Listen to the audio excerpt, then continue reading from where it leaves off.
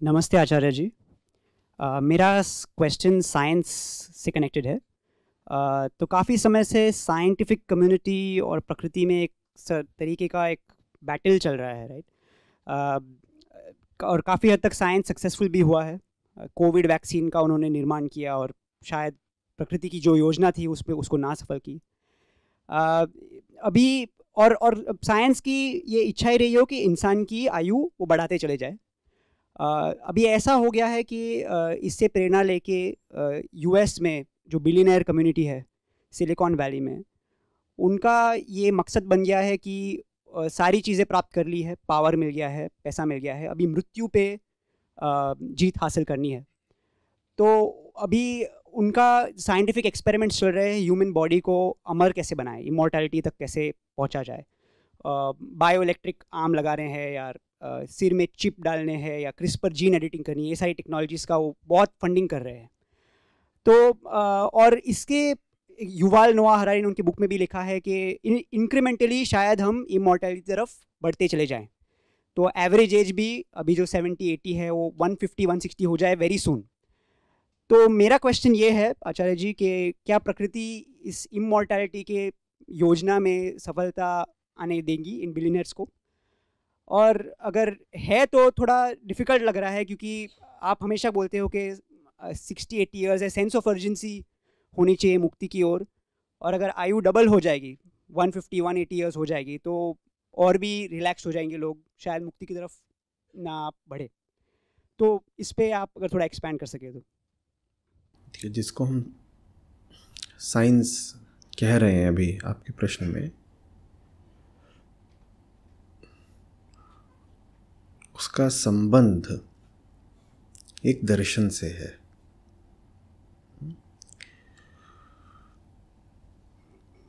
जो कि इंद्रियों के देखे और मन के सोचे पर चलता है। ठीक। और वो कहता है कि कुछ ऐसा है अगर जो इंद्रियों को दिखाई देता है,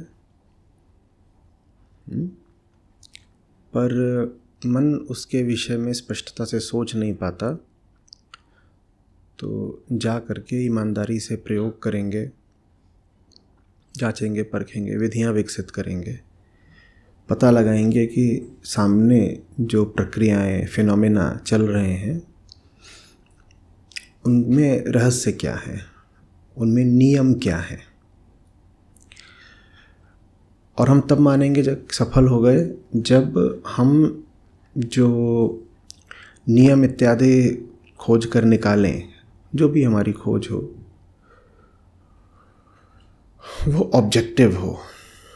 ऑब्जेक्टिव माने कोई और भी आकर के स्वतंत्र रूप से उन्हीं बातों को प्रमाणित कर सके, कोई भी कभी भी। और जो हमने खोज के निकाला है वो फॉल्सिफिकेशन के लिए भी, अप्रमाणित किए जाने के लिए भी उपलब्ध हो। हम पहले ही बता दें कि हमने ये बात कही है, और अगर ये बात ऐसे ऐसे तरीके से सिद्ध ना हो तो ये बात फिर झूठी है। ये विज्ञान का पूरा खेल है। विज्ञान एक ऑब्जेक्टिव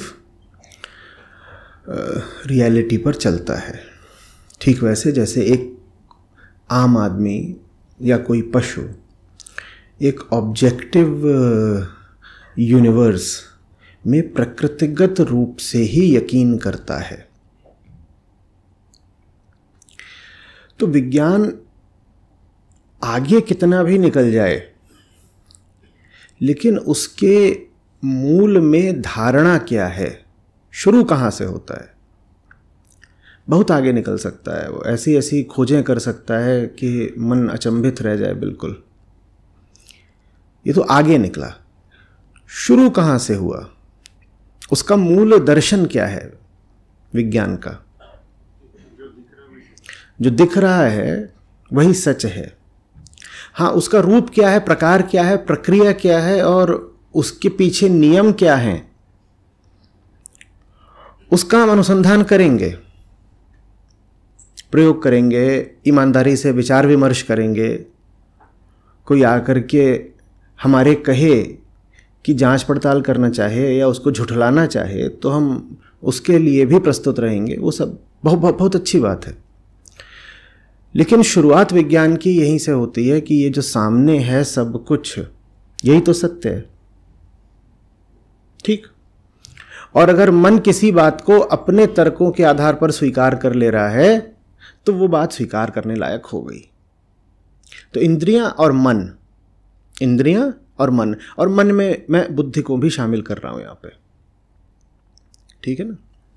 इंद्रियां और मन, इन पर चलता है विज्ञान। कोई वस्तु हो ऐसी जो ना इंद्रियों की पकड़ में आती हो ना मन की पकड़ में आती हो, विज्ञान क्या उस पर शोध शुरू भी करेगा? पूछ रहा हूं। आप एक रिसर्च प्रपोजल लेकर के जाइए, ठीक है, किसी शोधशाला के पास, किसी लैब के पास, या सरकार के पास जाइए, आप कहिए कि मुझे जो है रिसर्च करनी है और मुझे उसके लिए ऐसी ऐसी सुविधाएं चाहिए और इतनी मुझे ग्रांट चाहिए, और पूछे किस चीज़ पर करनी है, आप कहें उस चीज़ पर जो इंद्रियों से दिखाई नहीं देती, इंद्रियों की पकड़ में नहीं आती और मन जिसके विषय में सोच नहीं सकता, आपको उस लैब में प्रवेश भी मिलेगा? तो विज्ञान जिस दर्शन पर चल रहा है वो दर्शन एक मान्यता पर आधारित है, ठीक है। विज्ञान भी ऐसा नहीं है कि सारी बातों को ठोक बजा करके देखता है तभी मानता है। विज्ञान की अपनी शुरुआत एक मान्यता से हुई है और उसको विज्ञान ने कभी परखा नहीं। मान्यता माने बस जो मान लिया कि सच है, और जो भी चीज़ आप मान ली जाए बस मान ले कि सच है, वही तो अंधविश्वास कहलाती है ना। जिसका कभी प्रयोग परीक्षण हुआ नहीं, बस मान लिया कि सच है, उसी को क्या बोलते हैं? अंधविश्वास। तो विज्ञान स्वयं एक मान्यता पर आधारित है, आगे बहुत निकल गया है, लेकिन शुरुआत उसकी एक मान्यता से हुई है। मान्यता क्या है? दोहराइए। जो दिख रहा है वही है, जो दिख रहा है वही है, और दिख नहीं भी रहा हो तो कम से कम वो विचार के लिए उपलब्ध होना चाहिए। अब मान लीजिए इलेक्ट्रॉन आप कहें नंगी आंखों से दिखता नहीं, ठीक है, नंगी आंखों से नहीं दिखता, लेकिन प्रयोगों में वो प्रदर्शित हो जाता है, प्रमाणित हो जाता है ना। आप स्क्रीन पर उसका प्रमाण देख सकते हैं। इलेक्ट्रॉन शावर्स होते हैं, वो दिख जाएगा स्क्रीन पर, हाँ ये रहा। और मन से आप इलेक्ट्रॉन की गति भी निकाल सकते हैं, इलेक्ट्रॉन का मास निकाल सकते हैं, इलेक्ट्रॉन का चार्ज निकाल सकते हैं, और इलेक्ट्रॉन को भी आप तोड़ दें और छोटे हिस्सों में तो उसमें क्वार्क्स कौन से कितने हैं, अप डाउन, वो सब आप निकाल सकते हैं। वो सब मानसिक आप कैलकुलेशन करेंगे बुद्धि से अपनी। कुछ ऐसा है जो बुद्धि को उपलब्धि नहीं है, बुद्धि जिस तक जा नहीं सकती। विज्ञान कहता है अगर बुद्धि उसके विषय में सोच नहीं सकती तो वो है ही नहीं। मन जिसका विचार नहीं कर सकता, मन जिसको कंसेप्चुअलाइज नहीं कर सकता, वो है ही नहीं, ठीक। अब विज्ञान की इस मान्यता के पीछे वृत्ति कौन सी छुपी है उसको थोड़ा पकड़ते हैं। वो वृत्ति है देह भाव की। हमने पहली बात क्या बोली कि विज्ञान आगे बहुत निकल गया, निस्संदेह है, और बड़े हर्ष की बात है। आज हम विस्मित होकर वैज्ञानिक उपलब्धियों की ओर देखते हैं, और विज्ञान की जो विधि है वो निश्चित रूप से प्रयोग की, परीक्षण की, जांच पड़ताल की, ईमानदारी की है, हम उसके कायल हैं। लेकिन हम कह रहे हैं विज्ञान शुरू एक मान्यता से होता है। मान्यता ये है कि जो कुछ मन और इंद्रिय की पकड़ में आए वही है, ठीक है ना। और हम अब इस मान्यता का भी स्रोत जानना चाहते हैं कि ये मान्यता कहाँ से आ रही है। जो जिस मान्यता से विज्ञान शुरू होता है, हम कह रहे हैं वो मान्यता आ रही है देह भाव की वृत्ति से। देह भाव क्या बोलता है? देह भाव बोलता है मैं हूं, और मैं क्यों हूं? क्योंकि ये देह दिखती है ना, ये देह दिखती है ना। आप कब कहते हैं इस कमरे में कोई है? जब उसकी देह है। आप इस कुर्सी पर ना बैठे हों, क्या कोई कह पाएगा कि आप हैं? तो मैं कौन हूं? जो इस कुर्सी पर बैठा है माने जो इंद्रियों को दिखाई देता है, जिसको त्वचा स्पर्श कर सकती है, जिसके कहे को कान सुन सकते हैं, वो है। तो बहुत सारे वैज्ञानिक भी इस बात को समझ नहीं पाते हैं कि विज्ञान स्वयं देह भाव पर आधारित है, क्योंकि मूल मटीरियलिज्म बॉडी स्वयं है। पदार्थवाद उठता ही देह भाव से है। मैं तभी तक तो हूं जब ये शरीर है, और ये शरीर है, इसका प्रमाण क्या है? इंद्रियां गवाही दे रही हैं ना, इसलिए है। मैं कौन हूं? मैं शरीर हूं। तो शरीर ही जब मेरा सच है तो आगे भी मैं उसी सच को स्वीकार करूंगा जिसकी गवाही शरीर देगा। शरीर मेरा सच है, तो आगे क्या सच है ये शरीर बताएगा। मैं शरीर और दुनिया में क्या, वो शरीर बताएगा। तो मन और इंद्रियां, इस पर फिर विज्ञान चलता है। तो एक तरह से विज्ञान की पूरी जो शुरुआत ही है वो देह भाव, बॉडी आइडेंटिफिकेशन से होती है।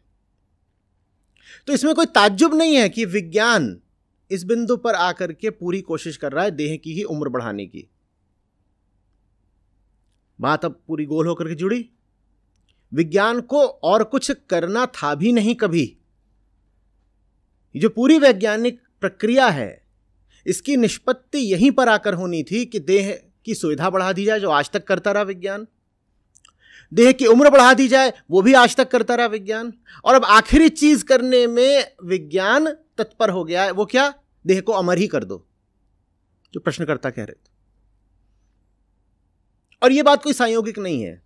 विज्ञान को यह करना ही करना था उस दिन से, जिस दिन से वैज्ञानिक प्रक्रिया का उद्भव हुआ था। यह करना ही करना था, क्योंकि विज्ञान की हम कह रहे हैं शुरुआत ही कहां से है? देह भाव से। अरे जब देह ही विज्ञान की मां है, जब देह ही विज्ञान का मालिक है, तो अंततः विज्ञान और करेगा भी क्या? पहले तो देह को तमाम तरह की सुख सुविधा देने का प्रयास, जो कि करा है विज्ञान ने, और सुख सुविधा मिली भी है। और फिर क्या करेगा विज्ञान? कि जब देह ही इतनी बड़ी चीज है, जब देह ही स्रोत है, प्रथम बिंदु है, तो क्यों ना उसको अमर ही कर दिया जाए। तो विज्ञान वही कर रहा है, देह को अमर कर दो। ये सारा जो इसमें कार्यक्रम है चल रहा है। इसमें अब बस लेकिन एक छोटी सी बात बच जाती है। छोटी सी बात ये बच जाती है कि ये जो देह है, इसी देह के साथ साथ एक चीज चलती रहती है जिसको हम चेतना बोलते हैं। उस चेतना का गहरा संबंध है देह से, ठीक, बिल्कुल सही बात। लेकिन वो चेतना देह से बहुत भिन्न स्वभाव रखती है। जो चेतना है वो देह से संबंधित तो जरूर है। हम यहां तक भी दावा कर सकते हैं, मान सकते हैं कि चेतना देह की पैदाइश है, कि देह ना हो तो चेतना नहीं हो सकती। हम ये भी मान लेंगे, अगर कोई ऐसा कहना चाहता है तो चलो मान लिया वो बात भी। हालांकि वो बात पूरी तरह शुद्ध नहीं है, पर हम कर लेंगे स्वीकार कि भाई अगर देह ना हो तो क्या चेतना बचेगी? मान लिया। जो कुछ भी आप कहेंगे, चेतना के देह के रिश्ते से बारे में हम सारी बातें मान लेंगे। विज्ञान तो यहां तक कहता है कि कॉन्शियसनेस भी एक फिजिकल फिनोमेना है। माना, वो भी माना, फिजिकल फिनोमेना है कॉन्शियसनेस। माने वो कहते हैं कि जब मस्तिष्क में कुछ क्रियाएं होती हैं रासायनिक, तो उसी का परिणाम कॉन्शियसनेस होती है, और कुछ नहीं है कॉन्शियसनेस। मस्तिष्क में कुछ कुछ चलता है, माइक्रो सर्किट्स हैं यहां पर, और केमिकल एक्टिविटी होती है। उसका परिणाम वो होता है जिसको हम बोल देते हैं कॉन्शियसनेस। वो ये तक जानने की कोशिश कर रहे हैं कि जिसको हम कॉन्शियसनेस कहते हैं वो मस्तिष्क के कौन से हिस्से में वास करती है। जान लो, ये सब जान लो, कर लो पता। लेकिन उसके बाद भी एक बात तो शेष रह जाती है ना, जिसको हम कॉन्शियसनेस बोलते हैं, वो देह मात्र से संतुष्ट होती नहीं है। अब बताओ क्या करें? हो सकता है देह की ही उत्पत्ति हो, लेकिन फिर भी उसको देह से, माने भौतिक वस्तु से, माने पदार्थ से, माने इस सकल संसार से चैन मिलता नहीं है। अब बोलो क्या करें? साइंस ने पहले ही तय कर रखा है कि मटेरियल के अलावा वो और किसी चीज का परीक्षण नहीं करेगा, उसे अस्तित्व मान ही नहीं मानेगा। यही कह रखा है ना कि भाई दिखाई देता हो, सुनाई देता हो, पकड़ में आता हो, अनुभव होता हो, या कम से कम विचार के लिए उपलब्ध हो, तो ही हमारे पास लेके आना। तब तो हम एडमिट करेंगे कि ये जो चीज है ये साइंटिफिक इन्वेस्टिगेशन के लिए अप्रोप्रिएट है, उचित है। नहीं तो हम उस पर साइंटिफिक इन्वेस्टिगेशन शुरू भी नहीं करेंगे।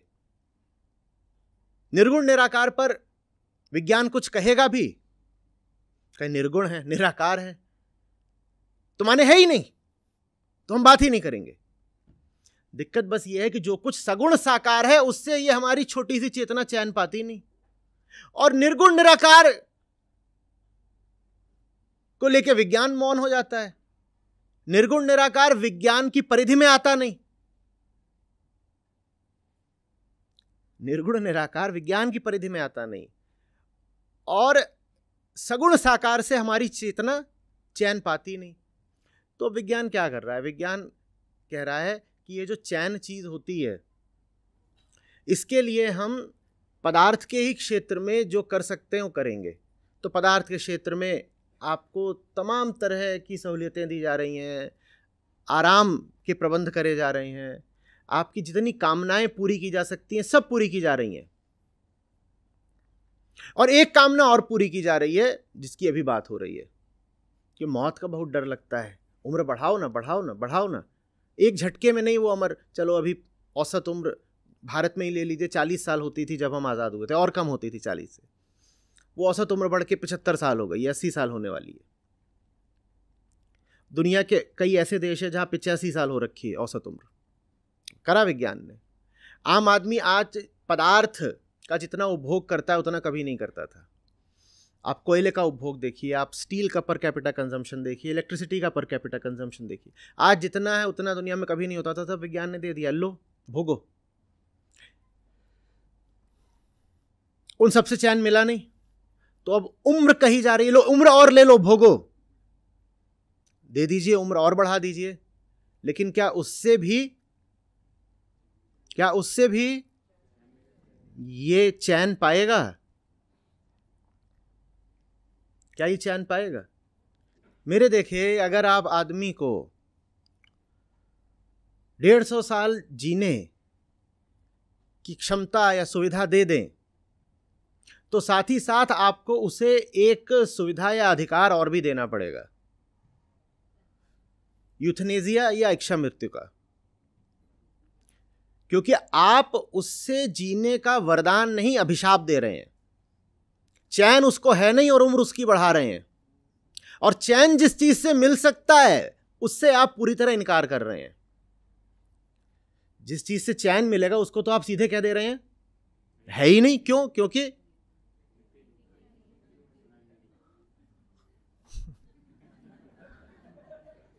विज्ञान इनका गुलाम है।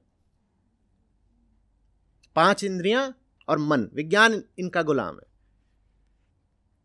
और मैं विज्ञान का बड़ा प्रशंसक हूं,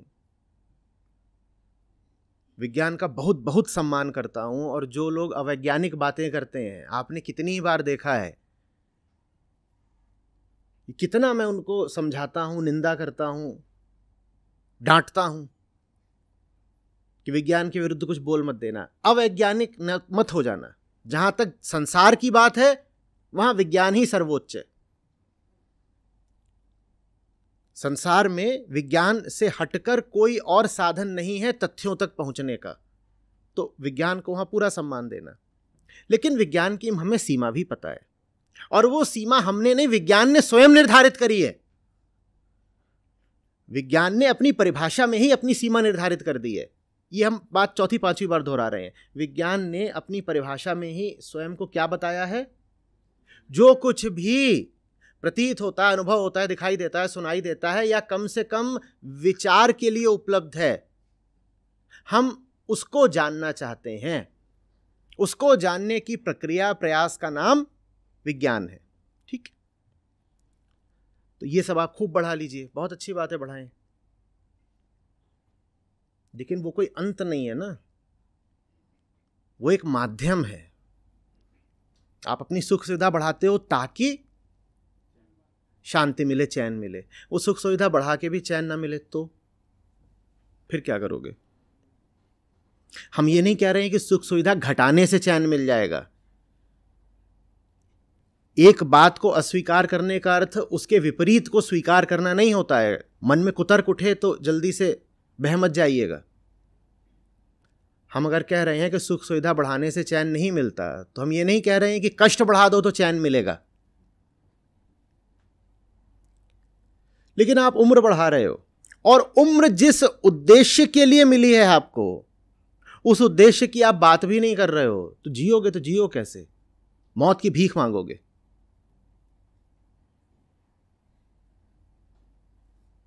फिर ये नहीं होने वाला है कि मौत आ रही है और आप कह रहे हो कि अभी कुछ साल और दे दो।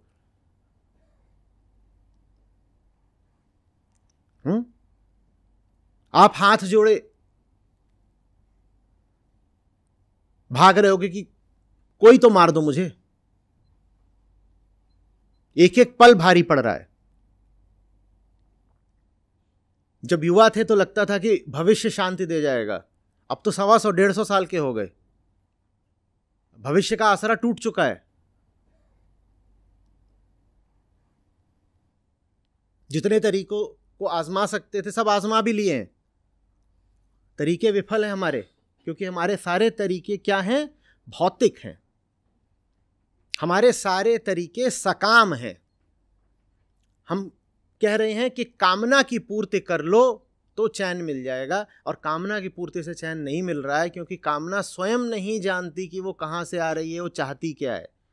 कामना के बारे में कितनी मजेदार बात। कामना का ही नाम होता है चाहत, और कामना खुद ही नहीं जानती कि वो चाहती क्या है।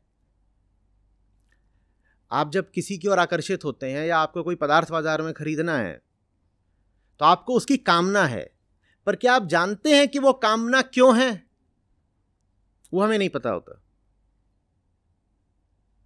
उस वस्तु से आपको वास्तव में चाहिए क्या, ये आपको नहीं पता होता। और वस्तु तो एक सरल चीज होती है,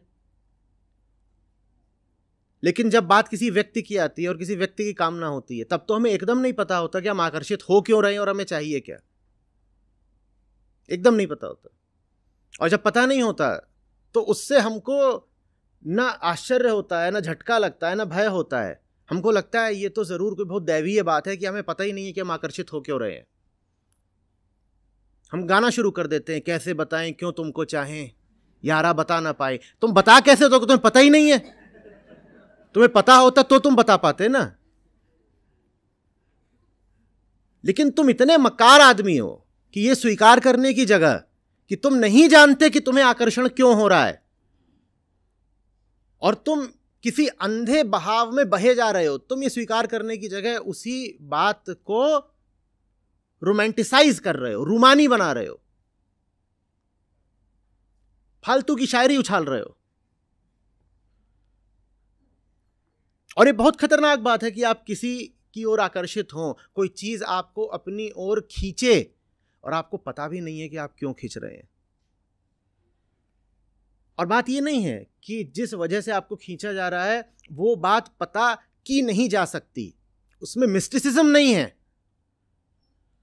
बात बस ये है कि वो जो चीज आपको खींच रही है वो इतनी पाशविक है, इतनी दैहिक है, इतनी प्रिमिटिव है कि आपसे स्वीकार करा नहीं जाएगा कि आप आकर्षित हो क्यों रहे हैं। बस ये है। लेकिन दो बातें होती हैं जिनको लेके हम कहते हैं मुझे पता नहीं। एक तो अज्ञेय है, जिसका पता हो नहीं सकता, वो अननोएबल है, तो उसका पता हो नहीं सकता। वो तो हमारी जिंदगी में वैसे ही मौजूद नहीं होता। वो तो सत्य का दूसरा नाम है, अज्ञेय। वो तो होता भी नहीं है मौजूद। उसको लेके आप कहें कि मुझे नहीं पता कि वो क्यों खींचता है मुझे या किस दिशा, तो फिर ठीक है, लेकिन वो तो है नहीं हमारी जिंदगी में। और जो दूसरी चीज होती है जिसके विषय में हमें नहीं पता होता कि वो हमें क्यों खींच रही है, हमें उसकी चाहत कामना क्यों है, वो होती है हमारी पशुता। और उसके विषय में मन जानबूझकर जानना नहीं चाहता, क्योंकि अगर जानेगा तो बुरा लगेगा, जानेगा तो आत्मछवि टूटेगी। समझ में आ रही है बात? विज्ञान कि जितने भी हमें फल मिले हैं, खोजें मिली हैं,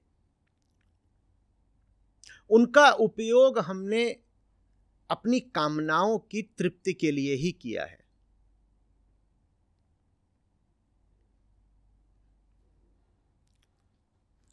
हाँ, साथ ही साथ जिस विषय से विज्ञान सम्मान का बहुत बहुत अधिकारी है वो ये है कि दुनिया को ही लेकर के हमने जो 100 प्रकार की व्यर्थ मान्यताएं बना रखी थी, विज्ञान ने उन सबको खंडित कर दिया। तो विज्ञान ने अंधविश्वासों को पूरा तोड़ा है। ये बहुत अच्छा हुआ है। आप किसी चीज को कुछ समझते थे, वो वहां पर जाकर के उस पर प्रयोग एक्सपेरिमेंट करके बता देगा ये चीज वो है ही नहीं जो तुम सोच रहे हो, क्यों फालतू में इसको लेके धारणा बना रखी है।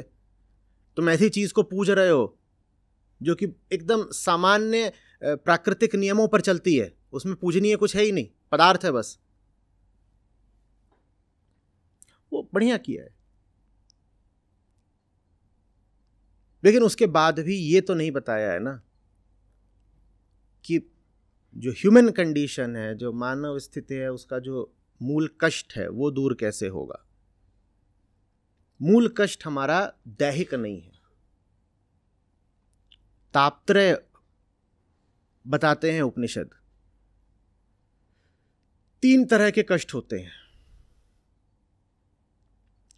पहला कष्ट होता है आदि भौतिक। कौन सा होता है? वो कष्ट होता है कि मेरे पास पहनने को कपड़ा नहीं है, ये आदि भौतिक कष्ट है। मेरे पास खाने को रोटी नहीं है,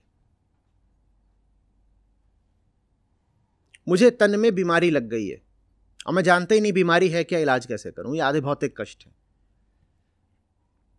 आदि भौतिक कष्टों का निवारण विज्ञान बखूबी करता है।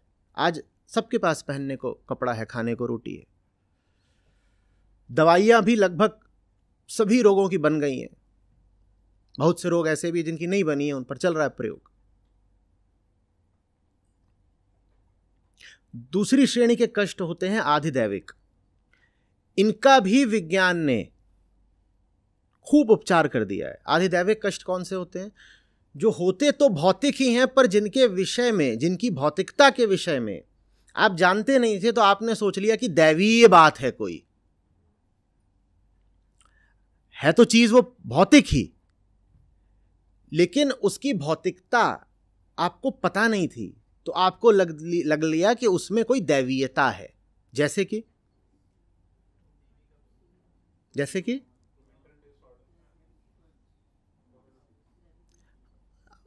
प्लेग फैल गया है।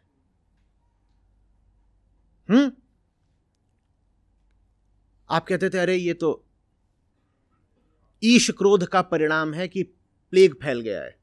विज्ञान ने बता दिया जो तुम्हारा दूसरी कोटि का कष्ट है, जिसको तुम आधि दैविक बोलते हो, वो भी है वास्तव में आधि भौतिक ही। तो ये जो आधिदैविक कष्ट थे, इसका भी विज्ञान ने उपचार कर दिया। इनमें से कुछ का, अब आधिदैविक में ये सब भी आता है, बाढ़ हो गया, भूकंप हो गया, ज्वालामुखी फट गया कहीं पर, अतिवृष्टि हो गई। विज्ञान इसका बहुत कुछ नहीं कर पाया है, लेकिन इतना तो कर ही देता है कि बहुत अगर बारिश होने वाली है तो आपको पूर्व सूचना मिल जाती है, तो आप कुछ तैयारी कर लेते हैं। कहीं कोई बहुत बड़ा बवंडर साइक्लोन आने वाला है, तो वो पहले ही 2 दिन बता देंगे कि भाई आने वाला है, इधर उधर हो जाओ, वहां मत जाना। इतना तो कर दिया है, उसको रोक नहीं पाया है विज्ञान, लेकिन बता देता है कि आ रहा है ना। यहां तक कि अगर कोई दूरस्थ उपग्रह या उल्का भी आकर के पृथ्वी पर पड़ने वाली हो, तो वो भी आपको बहुत पहले ही बता दिया जाएगा कि भले ही उसको रोक नहीं सकते हैं कि वो आके टकराएगा ही टकराएगा, लेकिन बता पहले ही देंगे कि आ रहा है, कुछ कर सकते हो तो कर लो। तो उसका भी कुछ कर दिया है विज्ञान ने। और फिर उपनिषद कहते हैं वो कष्ट आता है जो आदमी को एकदम जीने नहीं देगा, भले ही उसने सब भौतिक कष्टों का निवारण कर लिया हो, वो होता है आध्यात्मिक। आधि भौतिक, आधिदैविक, आध्यात्मिक। यहां पर आकर विज्ञान हाथ खड़े कर देता है। वो ये नहीं कहता कि आध्यात्मिक कष्ट का हमारे पास कोई निवारण नहीं है, वो कहता है आध्यात्मिक कष्ट है ही नहीं। वो कहेगा, पर आप कहेंगे लेकिन मुझे है ना, मैं जानता हूं, मैं अनुभव करता हूं, मैं सो नहीं पाता रात में, मुझे है कष्ट। तो कहेगा तुम सो इसलिए नहीं पा रहे हो क्योंकि तुम्हारे पास अभी भौतिक सुख कम है। तो जैसे आधिदैविक कष्ट निकला क्या वास्तव में आधि भौतिक, उसी तरह से, अब मैं वैज्ञानिक की तरह बोल रहा हूं, वैज्ञानिक कहेगा उसी तरह से जो तुम आध्यात्मिक कष्ट बता रहे हो ना, ये भी है आधि भौतिक ही। आप कहेंगे क्या पता इसकी बात सही हो, तो कहें अच्छा ठीक है, जो मुझे लग रहा है मेरा आध्यात्मिक कष्ट है वो आधि भौतिक है, तो कुछ भौतिक उपचार भी कर दो उसका। तो विज्ञान कहेगा ठीक है, जाओ पैसा थोड़ा और कमा लो, और ये एक नई तरह की टेक्नोलॉजी आई है, और इसको ऐसे यहाँ पे लगा लिया करो, टोपा पहन लो, नया टोपा है, और ये तुमको रात में सुला देगा, तुमको सुला देगा। आप कहेंगे ठीक है, विज्ञान ने बढ़िया खोज की, आप उसको ले जाएंगे, आपको 2-4 दिन उससे लाभ भी होगा, और फिर आप पाएंगे कि लाभ अब और हो नहीं रहा है, आप फिर आएंगे विज्ञान के पास, तो विज्ञान कहेगा ठहरो, अभी खोज जारी है, अभी रिसर्च चल रही है, हम आगे और नई इजाद करके तुमको दे देंगे, उससे तुमको लाभ हो जाएगा। आप कहेंगे ठीक है। फिर विज्ञान कहेगा लेकिन इजाद करने के लिए हमको फंड्स की जरूरत है, वो तुम दोगे। तो आप फिर उन्हें फंड्स देंगे, वो और नई खोज करके लाएंगे कि आपकी जो दिल को खाए जा रही है तड़प, वो किसी तरीके से कम हो, वो कुछ दिन काम भी करेगी चीज। मान ली उन्होंने कोई दवाई दे दी, कहेंगे ये पिल्स हैं, इनको सोते वक्त फाँक लेना, इससे खट से नींद आ जाएगी और जितना दिमाग में फितूरे उड़ जाएगा, उससे भी कुछ लाभ होगा। पर आप कहेंगे कि लाभ जो वास्तव में चाहिए था वो मिल भी नहीं रहा, और कई तरीके के उससे नुकसान और हो रहे हैं, और जाएंगे कि देखिए साहब ये आपने दिया गड़बड़ है। ठहरो, अभी खोज जारी है, और खोज और आगे बढ़ सके इसके लिए हमें फंड्स चाहिए, और वही सब चल रहा है। अभी तड़प को हटाने का एक ये नया तरीका है कि आदमी की उम्र बढ़ा दो, क्योंकि सबसे बड़ा डर तो मौत का डर होता है। तो पूरी दुनिया अगर सो नहीं पा रही है चैन से, तो उसकी वजह है मौत का डर। तो एक काम करते हैं, मौत को पीछे धकेलते हैं, 150, 200, 250 करते हैं, उससे लोगों में सुख शांति चैन व्यापेगा।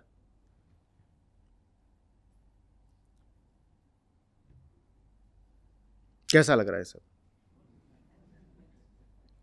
सब कुछ ठीक है, 2/3 मामला ठीक है, आधि भौतिक तक भी ठीक है, आधिदैविक तक भी ठीक है। सर झुका दो ना तीसरे पर आकर के कि इसके विषय में हम कुछ कह नहीं सकते,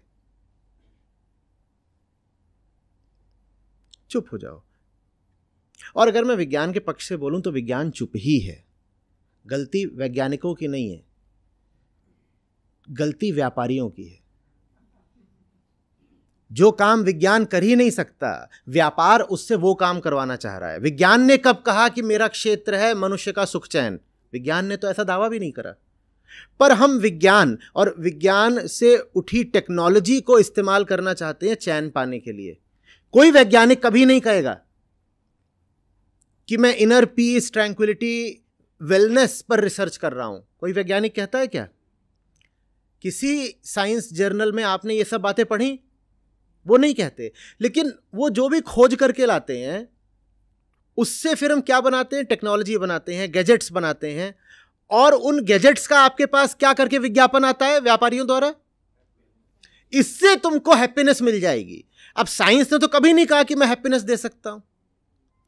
कोई रिसर्च लैब, कभी ये नाम होता है हैप्पी लैब, कभी होता है। विज्ञान कभी नहीं बोलता हैप्पीनेस दे दूंगा। पर विज्ञान पर आधारित आप टेक्नोलॉजी बनाते हो, उस टेक्नोलॉजी को आप कमर्शियलाइज करते हो, और फिर उसको विज्ञापित ऐसे करते हो कि इससे आपको पीस और हैप्पीनेस और ये सब मिल जाएगा। तो गलती वैज्ञानिकों की भी नहीं, व्यापारियों की है। वो विज्ञान का इस्तेमाल करते हैं मुनाफाखोरी के लिए, क्योंकि उनको लगता है मुनाफे से उनको चैन मिल जाएगा। अब बात ये अलग है कि उनको भी मुनाफे से चैन मिलता नहीं। जिससे चैन मिलना है उसको वो मूल वृत्ति ही स्वीकार नहीं करती जिससे विज्ञान का जन्म हुआ था। वो कौन सी वृत्ति थी? विज्ञान को जन्म किसने दिया था? जिससे चैन मिलना है, देहभाव उससे थर्राता है। क्यों? क्योंकि जिससे चैन मिलना है वो बात ही यही है कि देहभाव व्यर्थ है। जिससे चैन मिलना है वो बात ही यही है कि देहभाव व्यर्थ है। तो देह भाव उससे थर्राता है। तो कुल मिलाकर के हमारी हालत यह है कि हम जो कुछ कर रहे हैं हमारे काम तो बहुत आ नहीं रहा। तीसरे तल पर आकर, पहले दोनों में ठीक है काम आ चुका, तीसरे तल पर हमारे काम तो आ नहीं रहा, लेकिन फिर भी हम ये मानने को ही तैयार नहीं है कि हम असफल हैं। क्योंकि अगर मान लिया कि हम असफल हैं तो अपने विषय में एक बहुत मूल मान्यता त्यागनी पड़ेगी। कौन सी मूल मान्यता? देह ही तो हैं हम, और चूंकि हम देह हैं इसीलिए दूसरी देहों से हमें शांति तृप्ति मिल जानी है। दूसरी देह माने कोई जीवित देह आवश्यक नहीं, ये भी एक देह है, ये भी एक देह है। हम पदार्थ हैं और पदार्थ ही हमको तृप्ति दे देगा। समझ में आ रही पूरी बात? ये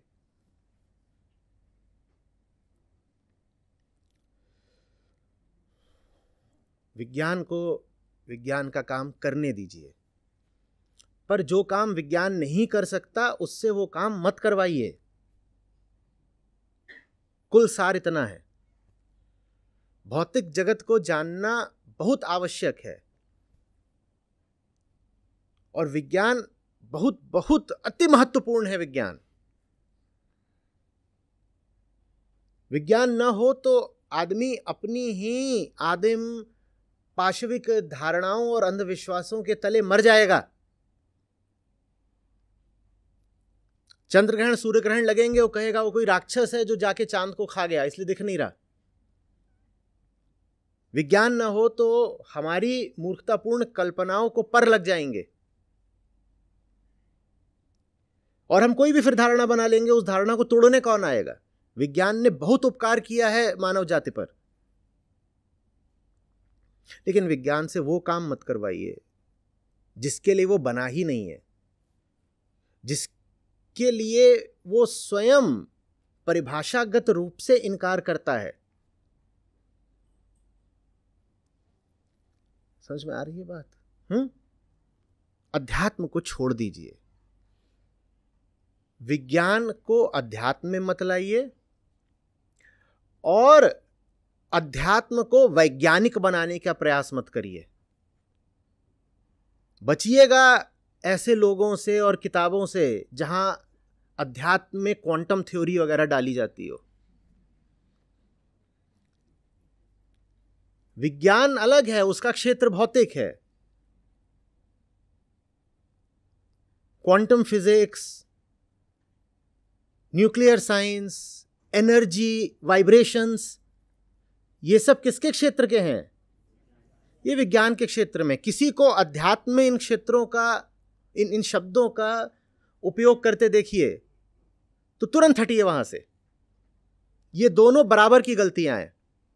सोचना कि विज्ञान आध्यात्मिक काम कर देगा बहुत बड़ी भूल है, और सोचना कि अध्यात्म की प्रक्रिया में वैज्ञानिक शब्दावली का प्रयोग हो सकता है या वैज्ञानिक खोजों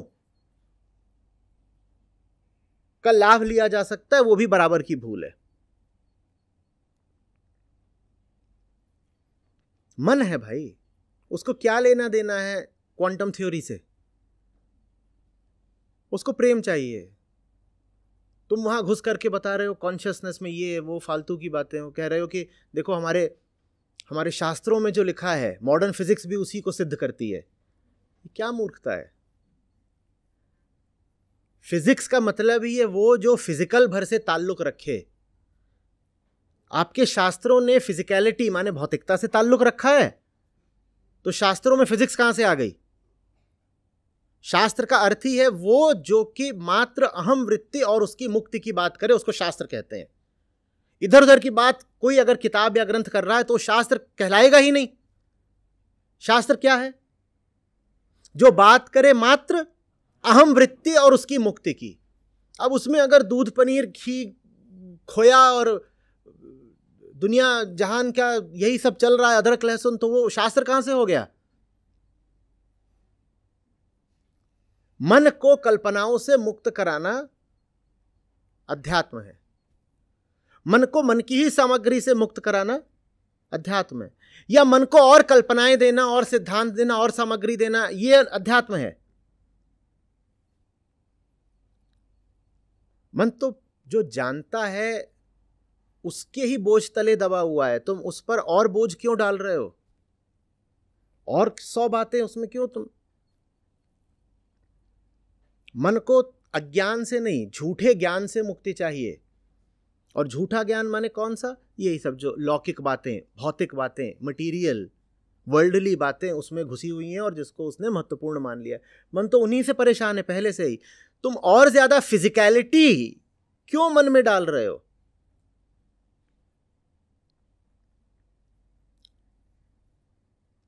इतने सिद्धांत तुमने गढ़ लिए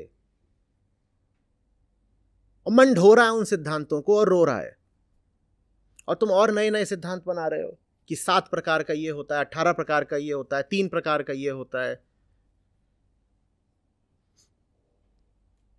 क्यों कर रहे हो ये सब? और फिर इन सब बातों कह रहे हो ये बातें साइंटिफिक है इसलिए मानो। अरे बाबा, अध्यात्म के क्षेत्र में अगर कोई बात साइंटिफिक है तो मानने लायक नहीं है फिर। इसलिए नहीं कि वो साइंटिफिक है, इसलिए क्योंकि साइंस का ताल्लुक सिर्फ मटेरियल से है। तो आप अगर कह रहे हो कोई बात साइंटिफिक है तो इसका मतलब ये नहीं वो बात गलत है, इसका मतलब ये वो बात मटेरियल है। आप मेरे पास कोई बात लेके आओ, बोलो कि ये बात पूरे तरीके से साइंटिफिकली वैलिड है, मैं कहूंगा वैलिड होगी, लेकिन अगर साइंटिफिक है तो इसका मतलब मटेरियल है, फिजिकल है। और अगर फिजिकल है तो अध्यात्म में उसका क्या उपयोग है भाई? अध्यात्म का तो अर्थ ही है जो कुछ फिजिकल है उसकी सीमाओं को जानना और उन सीमाओं से हटना। साइंटिफिक बात काय को लेकर के आ गए मेरे पास? साइंस से इनकार नहीं है, पर हम साइंस की सीमाएं जानते हैं ना। फिजिकल के आगे साइंस का कोई महत्व है ही नहीं। समझ में आ रही है बात? लेकिन जिन लोगों को अध्यात्म से कुछ लेना देना नहीं होता, उनको ये बात बड़े गर्व की लगती है कि देखो स्पिरिचुअल बात थी और उसका वैलिडेशन साइंस ने दे दिया, और एकदम जोर से चिल्लाएंगे, कहेंगे देखो हमारे पुराणों में लिखी थी, आज नासा भी वही बात बोल रहा है। तुम पागल हो गए हो। पहली बात तो किसी भी ग्रंथ में अगर भौतिक बातें लिखी हुई हैं तो वो ग्रंथ आध्यात्मिक नहीं है, नहीं है, नहीं है। और दूसरी बात, विज्ञान की कोई प्रयोगशाला, स्पेस की कोई एजेंसी बड़ी से बड़ी बात भी करेगी तो किसके बारे में करेगी? मटेरियल वर्ल्ड के बारे में ही करेगी। वो मटेरियल वर्ल्ड तो पहले ही तुम्हें मिला हुआ है, वही तुम्हारा बोझ है। और नई बात मटेरियल वर्ल्ड की लेकर के क्यों तुम अपना कष्ट बढ़ा रहे हो?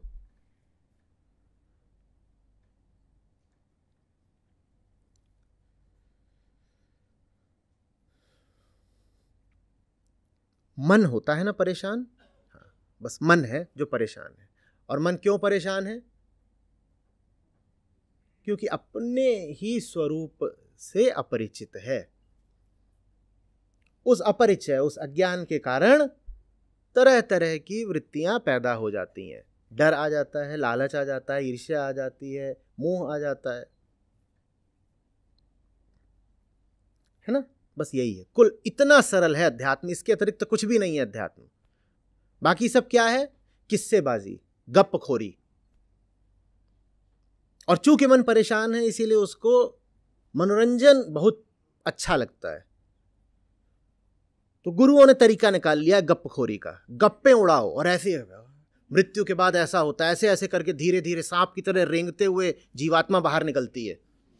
कहीं इतना रोचक लगता है, देखे ही जा रहे, देखे ही जा रहे, वाह मजा आ गया। कहीं अभी नहीं मरा, अभी पूरा नहीं मरा, अभी 80% मरा है, अभी धीरे धीरे मर रहा है। क्यों अपना ही नाश कर रहे हो इन सब बातों में घुसकर? तुम्हारी समस्या ये थोड़ी है कि मरने के बाद कितने दिन में मरोगे, तुम्हारी समस्या ये है कि जी नहीं पा रहे हो।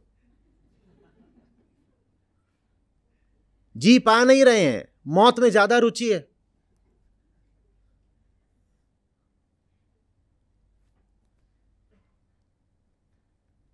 गप्पबाजी से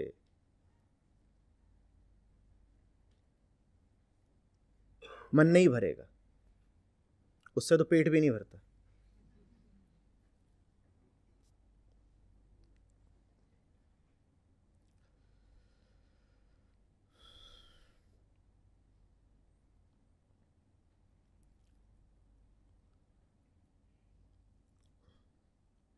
कुछ बनी बात या वैसे ही सब? बोलिए। हमें पता है कि विज्ञान की एक सीमा है और अध्यात्म का जो है, अध्यात्म का क्षेत्र उससे आगे है। आगे नहीं है, अलग आयाम पर है। विज्ञान से आगे जो है वो है जिस तक विज्ञान अभी पहुंचा नहीं है पर कल पहुंच जाएगा। देखो, 3 अलग अलग चीजें होती हैं, ज्ञात, अज्ञात और अज्ञेय। ज्ञात से आगे अज्ञेय नहीं होता। ज्ञात से आगे, ज्ञात माने जो आज पता है, अज्ञात माने जो कल पता होगा। ज्ञात और अज्ञात दोनों किसके क्षेत्र में आते हैं? विज्ञान के। अच्छे समझो, सिर्फ इसलिए कि कोई चीज आज अज्ञात है वो अध्यात्म के क्षेत्र में नहीं आ गई। ज्ञात, ये एक ही तल है, ज्ञात अज्ञात, अज्ञेय यहां पर है। ज्ञात आगे बढ़ रहा है लगातार। इतिहास की पूरी गति ज्ञात को बढ़ाने की ही है। अज्ञात को हम निरंतर कम करते जा रहे हैं। लेकिन ज्ञात और अज्ञात दोनों मानसिक क्षेत्र, दोनों भौतिक क्षेत्र में आते हैं और दोनों किसके प्रतिपाद्य विषय हैं? किसका सब्जेक्ट मैटर है? विज्ञान का। ज्ञात और अज्ञात दोनों विज्ञान का सब्जेक्ट मैटर हैं। सिर्फ इसलिए कि आज आपको कोई चीज नहीं पता, ये मत कह दीजिए वो मिस्टिकल है। ये ऐसी सी बात है कि जब वही प्लेग वाली बात या सूर्य ग्रहण चंद्र ग्रहण वाली बात या और कितनी चीजें हैं जो आज आपको पता है पर पहले कभी नहीं पता थी, तो तब लोग क्या बोल देते थे? सब पंडित, पुरोहित, गुरु लोग, पादरी लोग आके क्या बोला करते थे? हाँ, क्रोध, श्राप है, मिस्टिकल है कुछ। मिस्टिकल कुछ नहीं है, वो फिजिकल फिनोमिना ही थे। सिर्फ इसलिए कोई चीज आज पता नहीं है उसको आध्यात्मिक मत मान लीजिएगा। अध्यात्म ज्ञात और अज्ञात से परे अज्ञेय है। अज्ञेय क्यों है? क्योंकि यदि वो ज्ञात हो पाएगा तो ज्ञाता भी शेष रह जाएगा। ज्ञाता कौन है? ज्ञाता हमेशा कौन होता है? जल्दी जल्दी करा करो, प्रवाह टूटता है। ज्ञाता हमेशा कौन होता है? मन। अगर ज्ञान शेष रह गया या ज्ञेय वस्तु शेष रह गई तो ज्ञाता को भी बचना पड़ेगा ना। और ज्ञाता क्या है? स्वयं अपना कष्ट। और अगर ज्ञाता शेष रह गया तो कष्ट शेष रह गया। ठीक है, इसलिए अज्ञेय का होना आवश्यक है। अगर सब कुछ ज्ञात और अज्ञात में ही रहेगा तो फिर हमारा कष्ट भी सदा बचा ही रहेगा। कुछ है जो जान लिया, तो जो जानने वाला है वो बैठा हुआ है मोटा होकर के, मैंने जान लिया, मैंने जान लिया, मैंने जान लिया। कुछ है जो अभी नहीं जाना, जानने वाला अभी बैठा हुआ है, अब तैयार होकर के मैं जानूंगा, मैं जानूंगा। दोनों ही स्थितियों में एकदम तैयार होकर कौन बैठा है? जानने वाला। जानने वाला है वो अपना ही अभिशाप है। जो जानने वाला है वो अपने लिए ही तकलीफ है बहुत बड़ी। तो अज्ञेय का अर्थ होता है कि जो जानने वाला है वो स्वयं से हट जाए, वो शून्य हो जाए। अज्ञेय का मतलब कोई वस्तु नहीं होती कि यहां पर ज्ञात है मामला, यहां अज्ञात है मामला, और यहां पर एक मामला बैठा हुआ है उसका नाम कोई वस्तु नहीं है अज्ञेय। अज्ञेयता का अर्थ बस ये होता है कि जो ज्ञाता है वो स्वयं से हट जाए, अपने प्रति जो उसका मोह है वो कटे, वो जो खुद को ही पकड़ कर बैठा हुआ है उसकी पकड़ ढीली हो जाए। अज्ञेयता का बस इतना सा अर्थ है। ठीक है, तो इस भूल में मत रहिएगा। हम इस तरह का, आपको बहुत सारा साहित्य आता होगा, यही व्हाट्सएप यूनिवर्सिटी वाले वीडियो आते होंगे कि वो फलानी आकाशगंगा है, उसमें ऐसी हलचल पाई गई है और वहां पर एक नए किस्म का मनुष्य, और ये बात स्पिरिचुअल या मिस्टिकल है। आकाशगंगा में कहीं कुछ भी हो रहा है वो क्या होगा? मटीरियल। तो उसका अध्यात्म से क्या लेना देना भाई? कहीं पर किसी विशेष प्रकार का कोई जीव देखा गया है, कुछ भी देखा गया हो, नर, मुनि, यति, देवता, गंधर्व, किन्नर, कुछ देखा गया हो, वो सब किसके द्वारा देखा जाता है? उसका चिंतन मनन कौन करता है? तो वो सब क्या हुआ? मटीरियल। तो क्या वो अध्यात्म की विषय वस्तु बना? नहीं बना। तो उसको वो बहुत रोचक लग रहा होगा, उसको हम किस्से कहानी के क्षेत्र में डाल देंगे, वहां चले, वो अच्छी बात है, उसको आध्यात्मिक नहीं कहिएगा।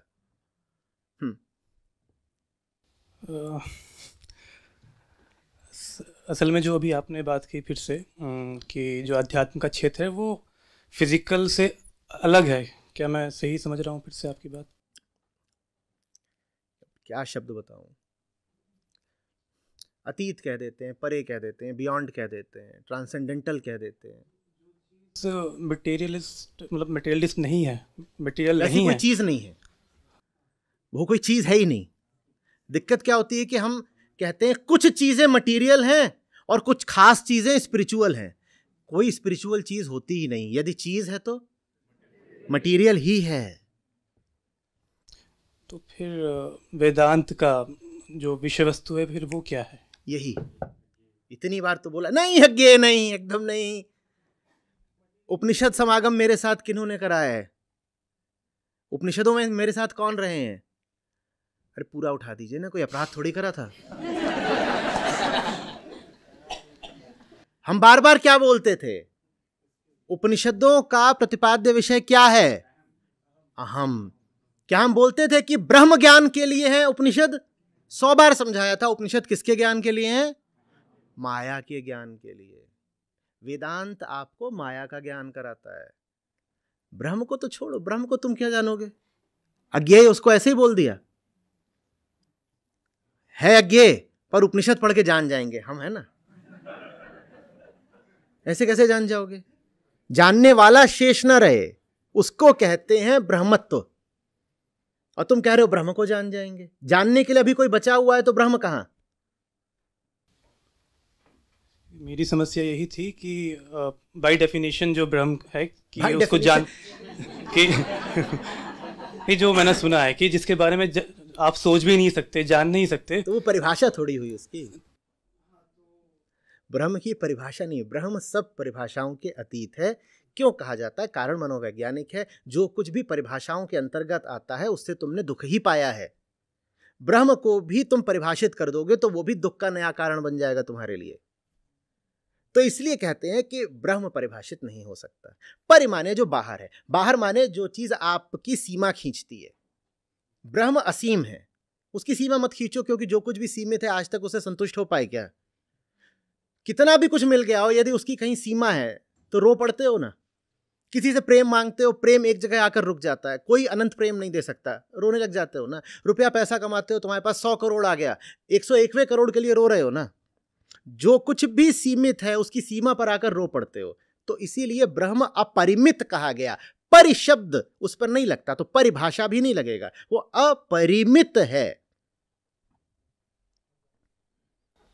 तो फिर ये टर्म ही कहां से आ गया? फिर मतला हो ना टर्म। बुद्ध मान रहे थे, इसीलिए बुद्ध बोले टर्म भी दे देते हैं तो तुम उसके साथ बड़ा व्यभिचार कर लेते हो।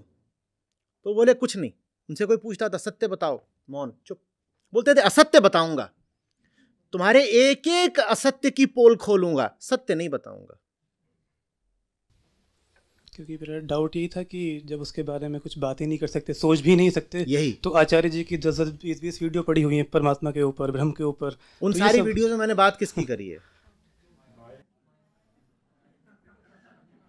मेरा तो लेना देना ही उसी से। मैं ब्रह्म की कौन बात करेगा? क्यों करूं? हम यहां आज तीसरे दिन पे आ गए, हमने ब्रह्म विषय कितनी चर्चा करी भाई? कितनी करी है? यही सब बातें तो वीडियो बन के जाएंगी। इनमें ब्रह्म कहां था? दुनिया भर की माया हमने खोल दी। ठीक है। और एक डाउट और रह गया है, जो अभी आपने 3 कष्टों की बात की थी, उसमें आपने जो थर्ड वन बताया था कि उसके बारे में वो आउट ऑफ स्कोप है विज्ञान के, जो भी मन का ही, मन का, विज्ञान ही नहीं, मन का आउट ऑफ स्कोप है। तो वो है ही, वो कैसे पता? फिर नहीं है तो फिर वो थर्ड कैटेगरी आ कहाँ से गई? नहीं है, मानो कि नहीं है। 2 ही हैं फिर। 2 ही। मैं कह दूं है तो उसी मुंह से, उसी जबान से बोलूंगा जिस मुंह से मैं बोलता हूं कि ये मेरी ब्लैक टी है, तो दिक्कत हो जाएगी ना। मैंने उसको भी कैसा बना दिया? ब्रह्म को भी ब्लैक टी के तल पर उतार दिया। उसी मुंह से बोल रहा हूं कि ये चाय है, अस्ति, और उसी मुंह से बोल रहा हूं कि ब्रह्म भी है, अस्ति। अस्तित्व मान तो मैंने दोनों को बना दिया।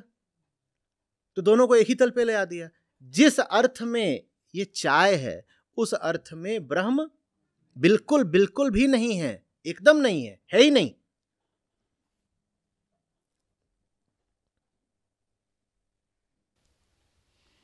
बड़ी समस्या हो रही है हजम करने में। चलो, मुझे बहुत संतोष है कि कम से कम समस्या की शुरुआत हुई।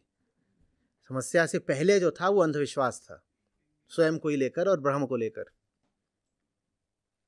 अब दिक्कत ये है कि या तो मानो कि ब्रह्म है या मानूं मैं हूं, क्योंकि मैंने एक बात साफ कर दी कि ब्रह्म और चाय एक साथ दोनों सत्य नहीं हो सकते। हम नहीं कह सकते कि चाय है और साथ ही साथ, तो दोनों एक साथ तो हो नहीं सकते। अब फंस गए तुम। या तो अब इसको, और ये क्या है, ये है, क्योंकि ये कहाँ गई थी, आधी तो गायब हो गई, अंदर चली गई, ये तो यही है, ये तो यही है। हमने कह दिया या तो ये होगा या ब्रह्म होगा। अब तुम इसलिए फंस गए हो, समस्या ये है। अब अगर इसको मानते हो तो ब्रह्म नहीं है, आरोप क्या लगता है, नास्तिक कहीं का, ब्रह्म को नहीं मानता। और अगर ब्रह्म को मानता है तो ये नहीं है, तो फिर फंस गए कि मैं ही नहीं हूं। दोनों में से एक को चुनना पड़ेगा, यही अध्यात्म है। थोड़ा और समझा सकते हैं तो प्लीज। क्या समझाऊं, अब इसके आगे नहीं काम बनता।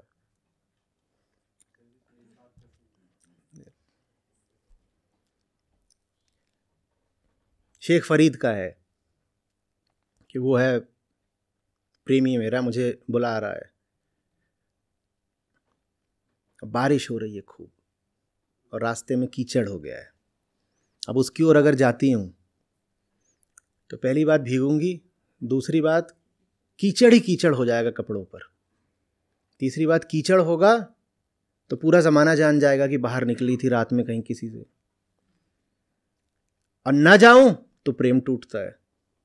बस यही जो द्वंद्व है अध्यात्म के मूल में है। या तो खुद को बचा लो या जो बुला रहा है उसकी तरफ चले जाओ। ये या तो चाय को मान लो कि है, या ब्रह्म को मान लो कि है।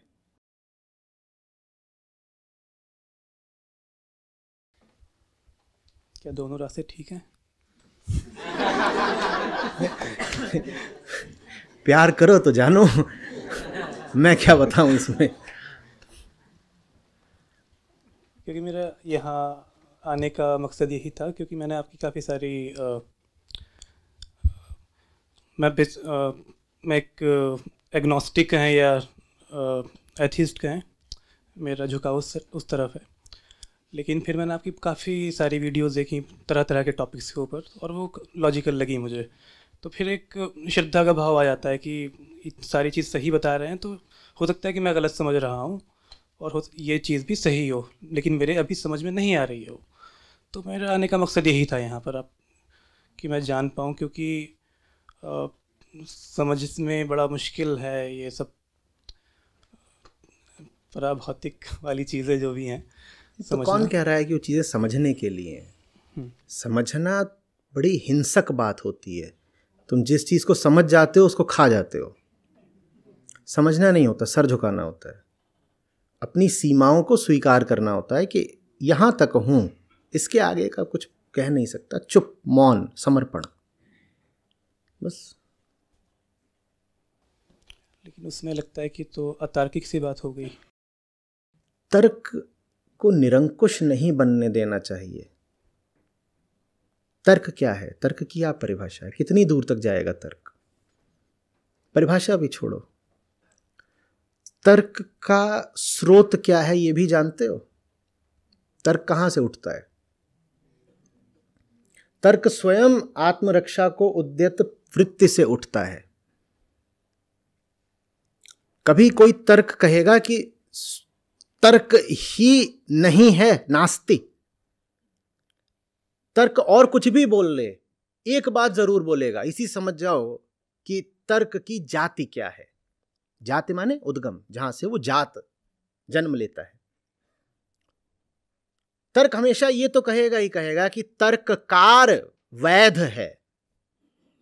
तर्क के लिए बहुत आवश्यक है अपने आप को वैध, वैलिड मानना। तर्क ये तो कह सकता है कि ये वाला तर्क, कोई विशेष तर्क अवैध है, लेकिन तर्ककार को तो वो हमेशा वैध ही मानता है ना, जो लॉजिशियन है। लॉजिक अभी गलत हो सकता है, लेकिन क्या लॉजिशियन गलत हो सकता है कभी? तर्ककार गलत हो सकता है?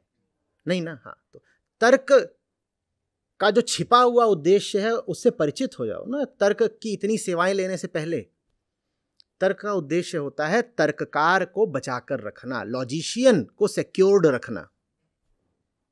और लॉजिशियन कौन है?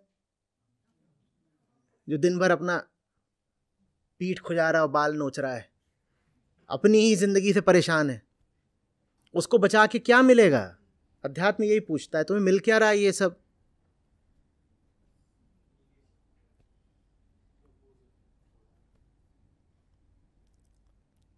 और तर्क के अतीत, बियॉन्ड जाने का मतलब अतार्किक हो जाना नहीं होता। Beyondness is obviously not the same as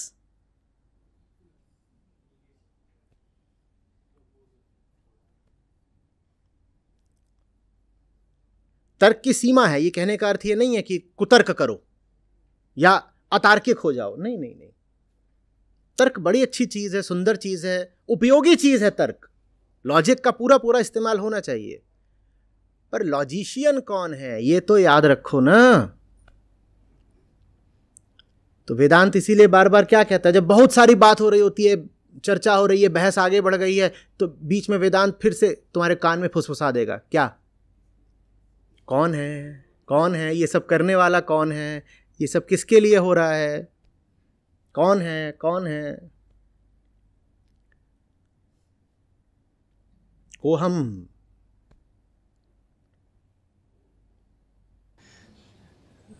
जैसे पहले सत्र में बात हुई थी अभ्यास की, तो क्या इसका समाधान, जो मेरा द्वंद्व है उसका समाधान अभ्यास ही है या? ये जो प्रश्न है ये प्राकृतिक रूप से नहीं उठता, मैं कौन हूं, अभ्यास ही करना पड़ता है। प्राकृतिक रूप से तो एक बड़ी यकीन भरी धारणा रहती है, मैं देह हूं और मुझे पता है मैं देह हूं, ये रहा मैं, ये मैं हूं। देह ही देह की ओर इशारा कर देती है तुरंत, ये मैं हूं, ये तुम हो, और यही मेरी हस्ती का कुल विवरण है, total description of my existence. क्या? ये रहा ना।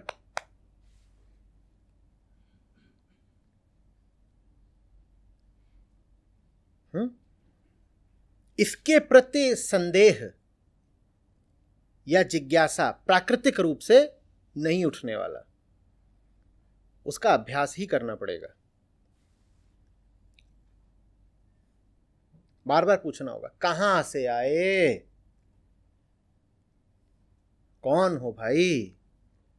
कोई मेहमान मिलता है ना, जैसे नाम वाम मत पूछना, नाम तो धोखा होता है। कौन गांव के हो भैया? विचार उठा, सशक्त विचार है बहुत, क्या पूछना उससे? कौन गांव के हो? भावना उठी भीतर से, और भावना का आवेग कितना प्रबल होता है। आदमी पूरा भावुक हो रहा है, हाँ, क्रोध में गाल लाल हो रहे हैं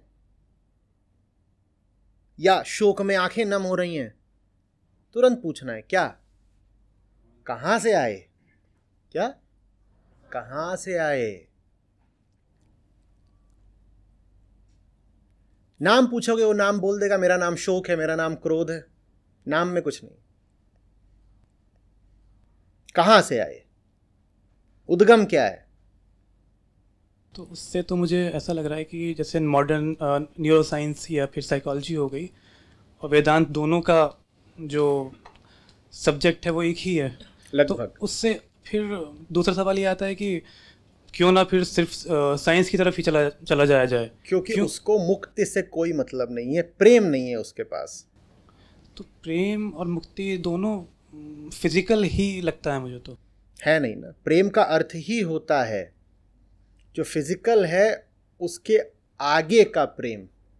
अगर प्रेम फिजिकल मात्र है तो फिर वो प्रेम नहीं है, वो लिप्सा है, भोग है, आकर्षण मात्र है। तो अभी आपने कहा फिजिकल से आगे कुछ है नहीं। नहीं, है ही नहीं, तो जो है ही नहीं उससे प्रेम।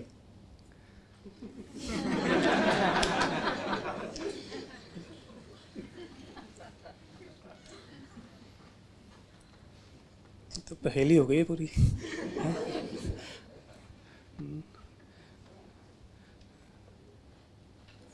तो है भी नहीं पर हर जा है, तो एक गोरख धंधा है। तो वो बड़ा दुखदायक लग रहा है मुझे तो।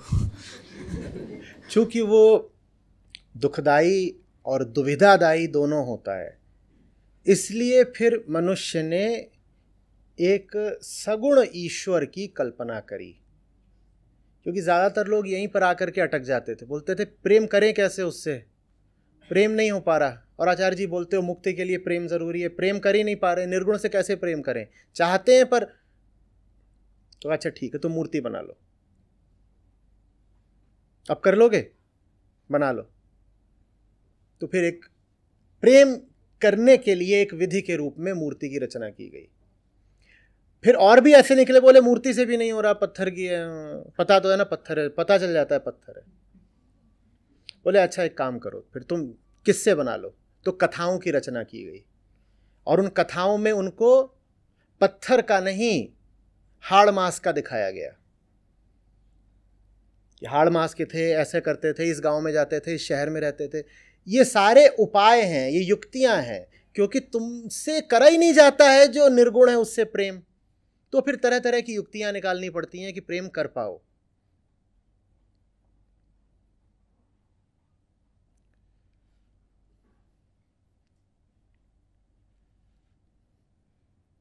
सच में ऐसा ही है।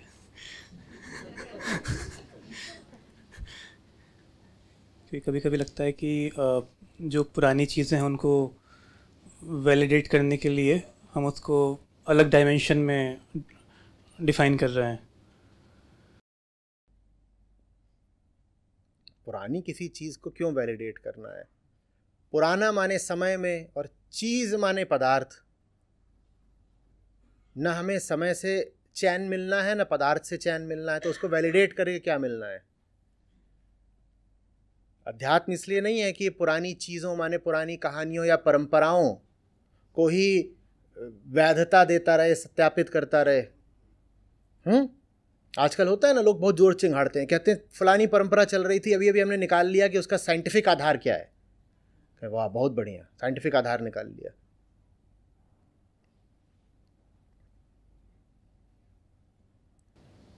अभी आपने प्रेम की बात की, तो प्रेम या फिर मोरालिटी वो किस फील्ड के सब्जेक्ट है? अध्यात्म का सब्जेक्ट है या फिर साइंस भी डील कर सकते? मोरालिटी तो पूरे तरीके से समाजवाद और मनोविज्ञान का विषय है। समाजवाद कह रहा हूँ, समाजशास्त्र, सोशियोलॉजी, साइकोलॉजी। प्रेम 100% अध्यात्म का विषय है। मोरालिटी, मेरा पूछने का मतलब था कि सही गलत का जो हम चुनाव करते हैं, हमारे सामने दो चीज़ें, वो मोरालिटी नहीं होता, वो विवेक होता है। विवेक। नैतिकता और विवेक अलग अलग चीज़ हाँ, है। तो मैं उसकी बात करना चाहता। नैतिकता में चुनाव निहित है ही नहीं। नैतिकता में तुम्हें पहले ही बता दिया गया है क्या सही क्या गलत, तब चुनना क्या है। विवेक होता है जिसमें तुम्हें मौलिक रूप से तत्क्षण अपने लिए चुनना पड़ता है कि कौन सा रास्ता मुक्ति को जाएगा, कौन सा बंधन को जाएगा। नैतिकता का तो उद्देश्य भी मुक्ति है ही नहीं। नैतिकता का तो उद्देश्य भी है बस सामाजिक व्यवस्था को चलाते रहना, क्योंकि सामाजिक व्यवस्था नहीं चलेगी सुचारू रूप से तो दंगे हो जाएंगे। हम इतने बेचैन लोग हैं कि हम हर समय उपद्रव और दंगे करने को तैयार रहते हैं। नैतिकता इसलिए नहीं होती कि आपको मुक्ति मिल जाए। नैतिकता जेल के नियमों की तरह होती है। क्या जेल का कोई भी नियम इसलिए होता है कि कैदियों को मुक्ति मिल जाए? जेल के सारे नियम इसलिए होते हैं ताकि जेल का कामकाज और प्रबंधन सुचारू रूप से चलता रहे, तो जेल में दंगे हो जाएंगे। तो नैतिकता का कोई भी तकाजा, नैतिकता का कोई भी नियम आपको जेल से मुक्ति नहीं दे देने वाला। हाँ, इतना ज़रूर होगा कि जेल में आपका सर नहीं फूटेगा। और नैतिकता के नियमों को नहीं मानो तो भी अंजाम वही होता है जो जेल के नियमों को न मानने पे होता है कैदियों का, पीटे जाते हो। इमोरल एक्ट करो तो अभी कल्चरल पुलिस और जो तुम्हारी राज्य की पुलिस है वो आकर तुम्हें पीटेगी। मोरालिटी मैंने गलत वर्ड यूज़ कर दिया। जो आपने विवेक की बात की, तो विवेक भी अगर उसको ब्रेक डाउन किया जाए कि मान लीजिए कुछ आपके डिसीजन लेना है, तो वो भी फैक्ट्स आपको लेने पड़ेंगे बिल्कुल बॉटम में जाके, और फैक्ट्स साइंस के थ्रू आप जा सकते हैं वहाँ पर, बेस्ट वे लगता है मुझे। तो फिर तो ये साइंस के ही फील्ड में आ गई चीज़। इसीलिए तो साइंस को इतना आदर है। इसीलिए तो अगर कोई विज्ञान विरुद्ध बात करता है तो वो व्यक्ति आध्यात्मिक भी नहीं हो सकता। विज्ञान को ठुकरा करके आध्यात्मिक आप बन ही नहीं सकते। तो फिर विवेक वाली बात भी विज्ञान के ही क्षेत्र में है। देखो, जिन दो चीज़ों में आपको चुनाव करना है, उन दो चीज़ों को जानने में विज्ञान सहायता करेगा। ध्यान से समझो, दो रास्ते हैं आपके पास, उन रास्तों में क्या रखा है ये जानने में विज्ञान आपकी सहायता करेगा। लेकिन आपका उनसे संबंध क्या है, उन दोनों रास्तों से, ये विज्ञान आपको नहीं बता पाएगा। तो विवेक में विज्ञान सहयोगी ज़रूर है पर पर्याप्त नहीं। लेकिन ये बात बिल्कुल ठीक है कि जो व्यक्ति वैज्ञानिक दृष्टि नहीं रखता, विवेक उसके लिए मुश्किल पड़ेगा। क्योंकि जैसा मेरा एक्सपीरियंस रहा है, शुरू में मैं काफ़ी नॉनवेज वगैरह खाया करता था। फिर जब से थ्योरी ऑफ इवोल्यूशन मैंने पढ़ा, जाना, उसको समझा, तो जो एक वर्ल्ड व्यू होता है वो पूरा होता है कि हम हैं, हमारे लिए सब रचा गया है, हमारे कंजम्पशन के लिए। तो फिर मैंने जाना उस चीज़ों को, तो वो सब एवोल्यूशन के में घुसने के बाद वो चीज़ें पलटी, और उससे फिर लगा कि नहीं, ये सब हम एक ही तल पर हैं। अगर फिज़िकल बॉडी की बात करें सिर्फ, तो फिर वहाँ से मैंने छोड़ा वो सब करना। उसके बाद फिर थोड़ा वीगनिज़म की तरफ देख रहा था मैं, लेकिन था नहीं। फिर आपकी वीडियोस देखी और उसमें काफ़ी आप जो तर्क दिए हैं आपने, वो बिल्कुल मुझे अच्छे लगे, पसंद आए। तो फिर मैंने वीगनिज़म भी स्टार्ट किया। तो जिस तरीके से मैं वेजिटेरियन हुआ साइंस की बेस पे, तो वो चीज़ बाकी क्षेत्रों में भी अप्लाई हो सकती है, मैं ऐसा लगता है मुझे। और क्योंकि स्पिरिचुअल मैं कहूँ या वेदांतिक चीज़ें कहूँ, क्योंकि इसमें बहुत सारी ऐसी चीज़ें आ जाती हैं जो पराभौतिक कभी कभी आप जैसे वर्ड यूज़ करते हैं, तो वो लोगों के लिए, हमारे लिए ऐसा हो जाता है कि बहुत बड़ा स्कोप मिल जाता है कुछ चीज़ अडल्टिफिकेशन का। हुई भी है। हाँ, वही चीज़। तो मैं इसलिए मुझे लगता है कि इससे बेटर वे है कि सिर्फ साइंस की तरफ ही देखा जाए। एक हद तक बेहतर है, लेकिन अपर्याप्त है, फिर रुक जाओगे। उदाहरण के लिए आपको शाकाहारी बनना है, विज्ञान बता देगा कि शाकाहारी बनने के फ़ायदे क्या हैं आपकी देह के लिए और इस पृथ्वी के लिए। आप शाकाहार की ओर आ रहे हो तो पृथ्वी को उससे लाभ मिलता है और आपके शरीर को उससे लाभ मिलता है। लेकिन जो मूल बात है वो विज्ञान आपसे नहीं कहेगा ना कि हिंसा में रखा क्या है। करुणा तो विज्ञान का विषय होता नहीं है। और फिर अगर ऐसी स्थिति पैदा की जा सके कि आप मांस खाओ बिना पृथ्वी का नुकसान करे, तो आप मांस खाओगे। अगर ऐसी दवाइयाँ विकसित की जा सकें कि आप मांस खूब खाओ लेकिन आपके शरीर को हानि नहीं होगी, तो फिर आप मांस खाओगे। क्योंकि विज्ञान ने कुल तर्क क्या दिया है, मांस खाते हो तुम्हारे शरीर को नुकसान होता है। कल को ऐसी दवाइयाँ बन सकती हैं जिनको मांस में मिलाकर खा लो तो मांस नुकसान नहीं देगा, फिर क्यों नहीं खाओगे मांस? आज आप यही तो कह रहे हो ना, आप मांस खाते हो तो पृथ्वी की हानि हो रही है, जंगल कट रहे हैं वगैरह और 100 चीज़ें हो रही हैं, यही तो बोलते हो। अगर फिर विज्ञान ऐसा तरीका निकाल दे कि जंगलों को बचाए बचाए भी जानवरों को मार के खाया जा सकता है, और जिन जानवरों को आप खाते हो उनको पैदा करने की विधियाँ निकाल दे, उन विधियाँ निकाल भी दी हैं, फैक्ट्री फार्मिंग और क्या होती है, कि जो जानवर आपको खाने 99% तो उनको वैज्ञानिक तरीक़ों से फैक्ट्रीज़ में ही पैदा किया जाता है, वो कोई प्राकृतिक रूप से जंगलों में तो पैदा होते नहीं। तो फिर भाई दुनिया के तमाम पशु पक्षी विलुप्त हो रहे हैं, मुर्गे विलुप्त हो रहे हैं क्या?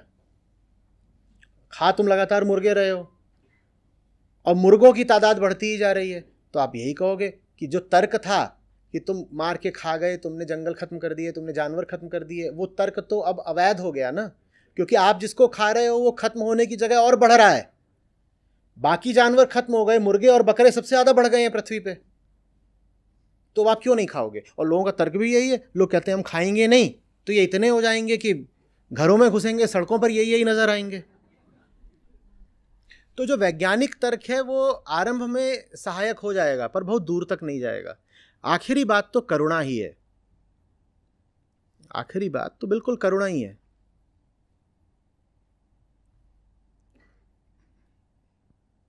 मैं नीदरलैंड्स में था, वहाँ पर एक कैफ़े में बैठा हुआ था, वहाँ पे मुश्किल होता था मिलना शाकाहारी, तो उससे बातचीत चल रही है, कोशिश चल रही है कि वहीं पर जो मेन्यू में उसमें से किसी चीज़ को वो बिना मांस के बना दे। तो कुछ देर तक ये लोग उससे बात करते रहे, फिर उसको थोड़ी उत्सुकता हुई तो वो आप पास आकर के, शेफ़ था उनका, वो पास आकर के पूछता है कि पर क्यों नहीं खाना है? अरे 10 मिनट से आप बहस कर रहे हो और उपाय निकाल रहे हो, तिकड़म निकाल रहे हो, बोल रहे हो ये वाली चीज़ बना दो पर इसमें वो मत डालना, पर क्यों नहीं खाना है? मैंने कहा वो सामने घूम रहा है जानवर, वो अपना मस्त घास खा रहा है, मैं उसे क्यों मार दूं? बस इतनी सी बात है, कोई लंबा चौड़ा इसमें सिद्धांत नहीं, बस इतनी सी बात है। वो मस्त है अपनी ज़िंदगी में, उसको भी एक मौसम अच्छा है, मस्त है, वो पुलकित है, घास चर रहा है, मुझे क्या पड़ी है मैं उसकी जान ले लूं?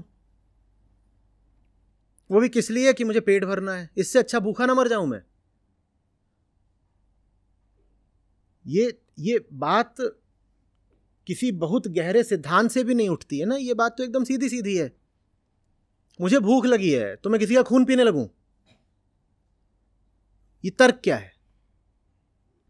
या मुझे स्वाद आता है तो मैं किसी की हड्डी और मांस चबाना शुरू कर दूं, ये तर्क क्या है? बस इतनी सी बात। ये तर्क विज्ञान कभी नहीं देगा ना। विज्ञान तो यही कहेगा कि देखो तुमने मांस खाई, रेड मीट से कैंसर हो गया तुमको।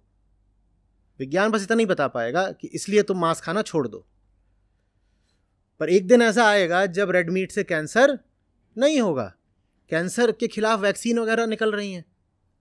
सोचो, वैक्सीन, दवाई भी नहीं, आप वैक्सीनेट हो गए, अब कैंसर हो ही नहीं सकता। अब खाओ धड़ल्ले से जो खाना है, अब क्या होगा? तो विज्ञान का तर्क एक सीमा तक जाएगा फिर रुक जाता है।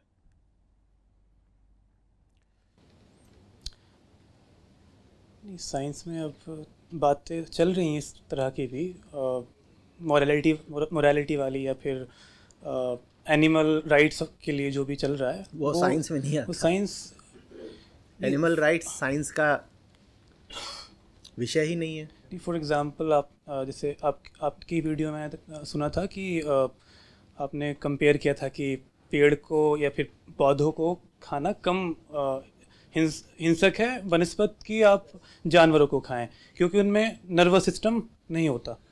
तो ये नर्वस सिस्टम वाली बात तो साइंस से ही आई है, ये तथ्य साइंस से आया है। लेकिन एनिमल राइट्स का सिद्धांत साइंस से थोड़ी आ जाएगा। एनिमल राइट्स के सिद्धांत में मूल बात क्या है कि एनिमल्स को भी पर्सन मानो, ये बात है एनिमल राइट की। हम एनिमल वेलफेयर की नहीं बात कर रहे हैं, हम एनिमल राइट्स की बात कर रहे हैं। और एनिमल राइट्स में जो मूल बात ये है कि पशुओं के भी अधिकार होते हैं, क्योंकि उनमें भी पर्सनहुड होती है, तो उनके भी अधिकार हों, लिखित रूप से हों। आपको उनको भी पर्सन मानना पड़ेगा। ये बात विज्ञान क्यों बोलेगा? विज्ञान को क्या पड़ी है कि कौन पर्सन है कौन नहीं है? ये तो तुम्हारे मानने की बात है ना, कि तुम उन्हें मानना चाहते हो या नहीं। अब आप कहें कि रेसिज्म या स्लेवरी, क्या इनका अंत विज्ञान कर सकता है? नहीं कर सकता है। हाँ, वैज्ञानिक खोजों से आपको कुछ तर्क मिल जाएंगे जिनके आधार पे आप कह सकते हैं कि देखो तुम रेसिज्म चलाते थे ये बोल के कि कोई रेसेस सुपीरियर होती हैं, पर हमने शरीर की पूरी जांच पड़ताल कर ली, हमें कोई सुपीरियरिटी तो मिली नहीं फलानी नस्ल में। लेकिन आपके मन में अगर ये है ही है कि गोरा काले से श्रेष्ठ होता है, नर नारी से श्रेष्ठ होता है, एक मजहब दूसरे से श्रेष्ठ होता है, तो विज्ञान इसमें क्या कर लेगा?